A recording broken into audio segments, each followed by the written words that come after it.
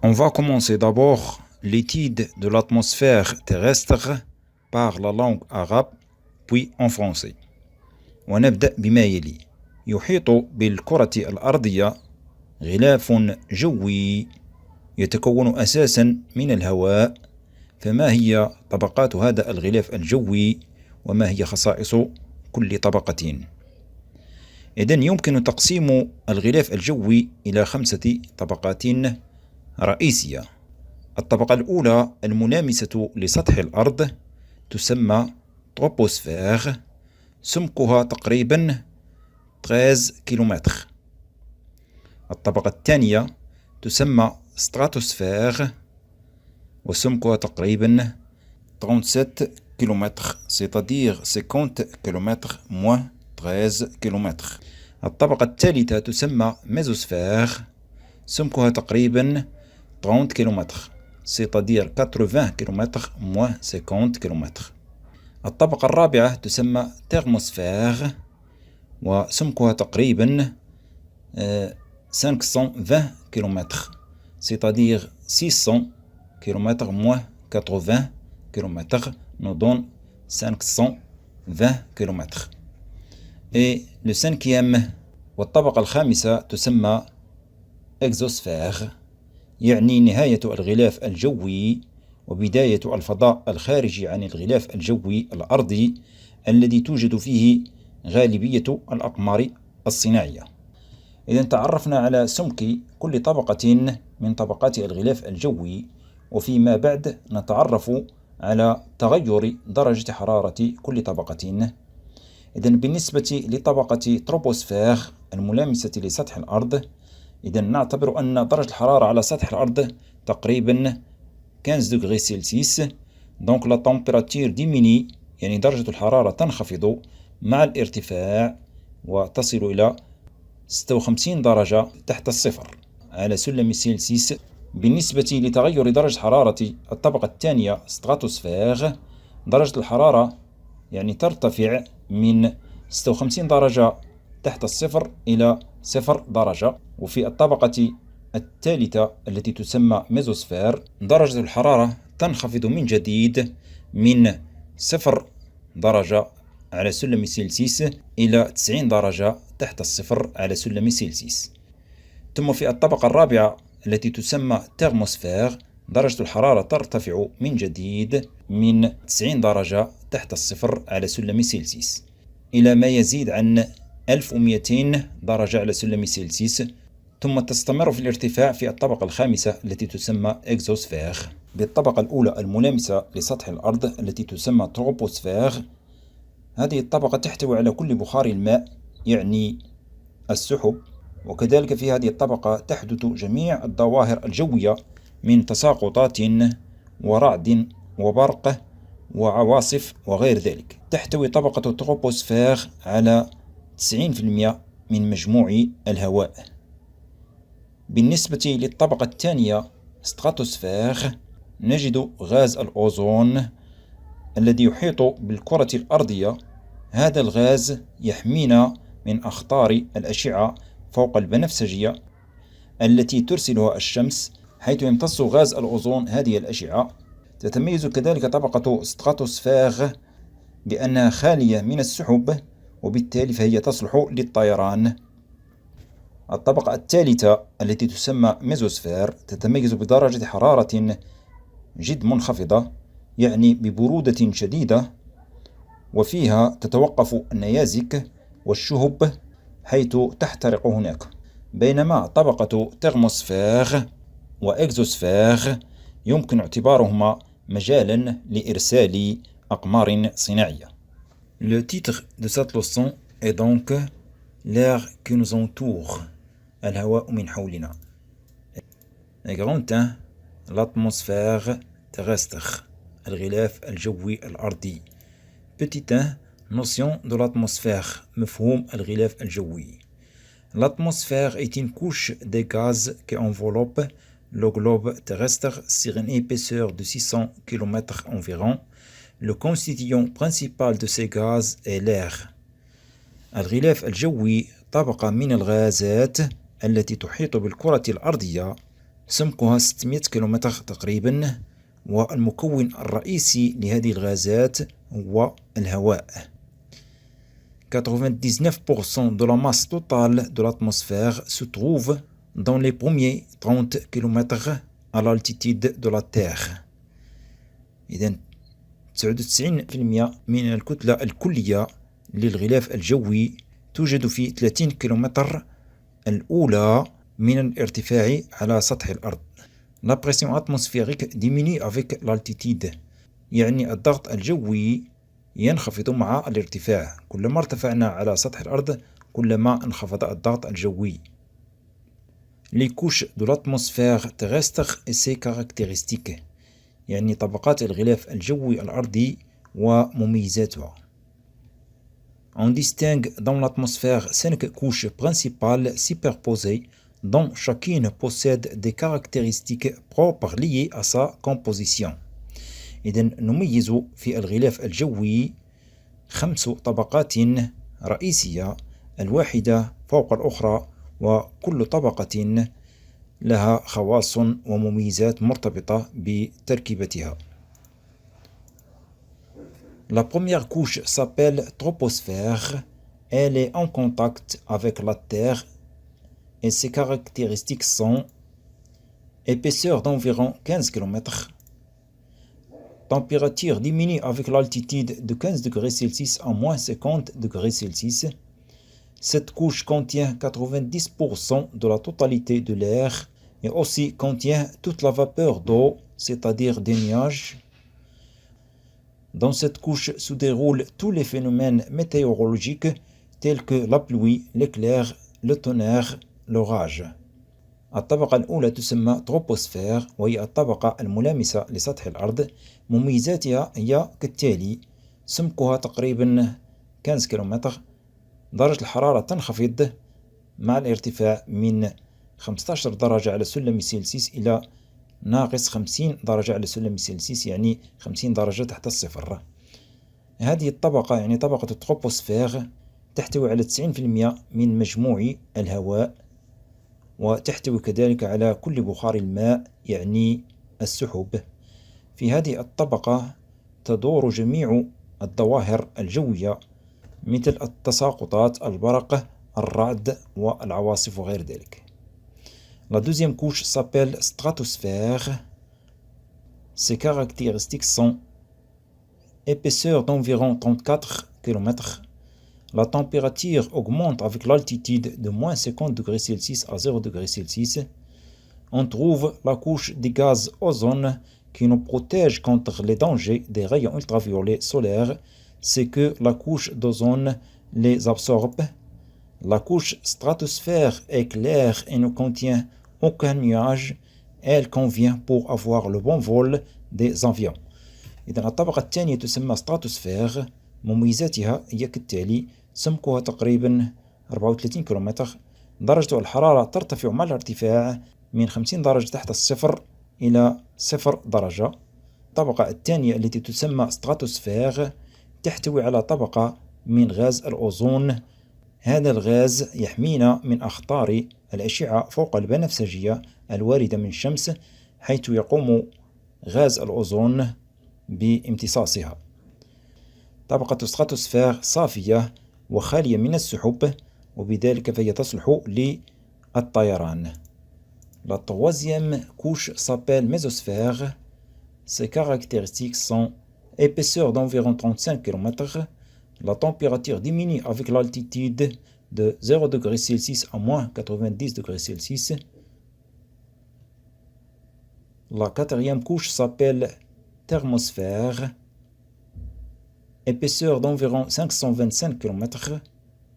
La température augmente avec l'altitude de moins 90 degrés Celsius à 1200 degrés Celsius.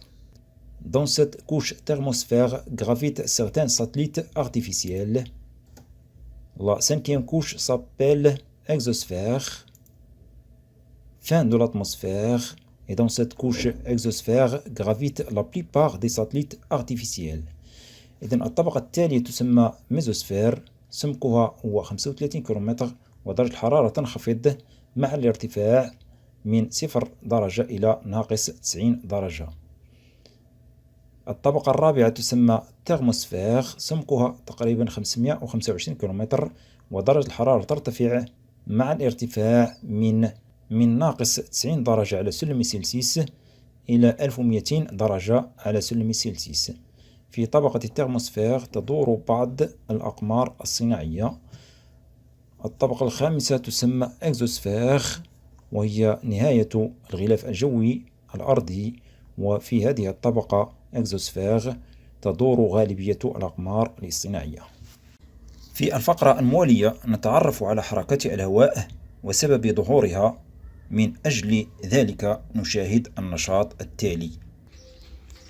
Dans cette vidéo, on va savoir expérimentalement est-ce que l'air chaud monte dans l'espace ou bien l'air froid qui monte dans l'espace.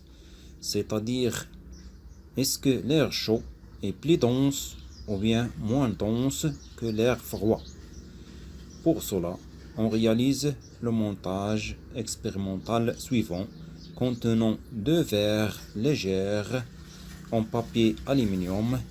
Chacun est suspendu par un fil en une barre mince en bois, levé par un support placé au milieu de la barre de telle façon que les 2 verres soient en équilibre.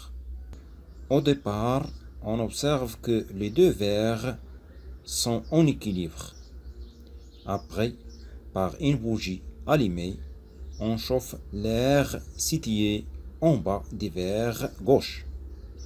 On observe que ce verre monte, c'est-à-dire l'air chaud monte dans l'espace.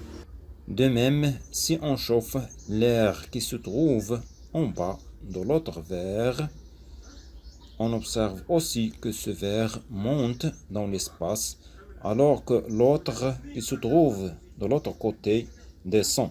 Donc l'air chaud est plus léger que l'air froid. Autrement dit, l'air chaud est moins dense que l'air froid. Le dirigeable, le montgolfière, est basé sur ce principe. C'est pourquoi on observe la flamme au-dessous du ballon. نستنتج من خلال المناولة أو التجربة أن الهواء عندما يسخن فإنه يخف ويصعد نحو الأعلى. نشاهد تجربة أخرى. هذه التجربة تتكون من مروحة، وأسفل المروحة نضع شمعة أو شمعتين مشتعلتين، ثم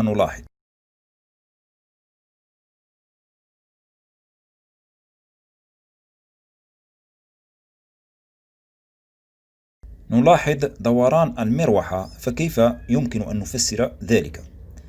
لقد تم تسخين الهواء الذي يوجد أسفل المروحة، وبالتالي أصبح خفيفا بالمقارنة مع الهواء الذي لم يتم تسخينه، يعني الذي يوجد فوق المروحة. وبالتالي الهواء الساخن الذي يوجد أسفل المروحة يصعد نحو الأعلى ليحل محله الهواء البارد القادم من أعلى المروحة، وبذلك تدور المروحة، لأن تغير درجة الحرارة ينتج عنه ظهور حركة عمودية للهواء. هذه الحركة هي التي قامت بدوران المروحة. نشاهد النشاط التالي. نضع داخل صندوق من الزجاج قطعة من الجليد وقطعة من الفحم متوهجة، يعني لدينا منطقة باردة ومنطقة أخرى ساخنة، ثم نترك فوهة أو فتحة فوق كل منطقة، فنلاحظ أن بخار الجليد الذي يبين لنا منحى واتجاه الهواء البارد يتجه نحو المنطقة الساخنة، لأن المنطقة الساخنة بها هواء ساخن، وقبل أن يصلها الهواء البارد فهي منطقة ذات ضغط منخفض، بينما المنطقة الباردة بها هواء بارد كثافته أكبر من الهواء الساخن، وتكون المنطقة الباردة ذات ضغط مرتفع، وبالتالي الضغط المرتفع يتجه نحو الضغط المنخفض. إذن الهواء البارد الذي يوجد في منطقة ذات ضغط مرتفع يتجه نحو منطقة ذات ضغط منخفض، ونقول تفاوت الضغط الجوي يحدث حركات أفقية للهواء. هذه الحركات الأفقية للهواء تسمى الرياح. Donc, grande 2, mouvement de l'air, le vent. حركة الهواء, الرياح. Petite 1, expérience. Prenons un moulin à vent en plastique au repos. إذا نحضر مروحة هوائية من البلاستيك في حالة سكون. On chauffe l'air situé juste au-dessous du moulin par une bougie. Voilà. إذا نقوم بتسخين الهواء الذي يوجد أسفل المروحة بواسطة شمعة مشتعلة. Donc, qu'est-ce qu'on observe? On observe que le moulin à vent se met en rotation. نلاحظ أن المروحة الهوائية بدأت في الدوران عندما وضعنا أسفل المروحة شمعة مشتعلة. La première question, que se passe-t-il lorsqu'on chauffe l'air? Pourquoi l'air chaud monte et l'air froid descend? Pourquoi le moulin à vent se met en rotation? Donc, que se passe-t-il lorsqu'on chauffe l'air? ماذا يحدث للهواء الذي تم تسخينه والذي يوجد أسفل المروحة؟ Donc, lorsqu'on chauffe l'air, l'air devient plus léger et il s'élève dans l'atmosphère. إذن عندما نقوم بتسخين الهواء فإن الهواء يخف ويصعد نحو الأعلى في الغلاف الجوي. Pourquoi? لماذا الهواء الساخن يصعد والهواء البارد ينزل؟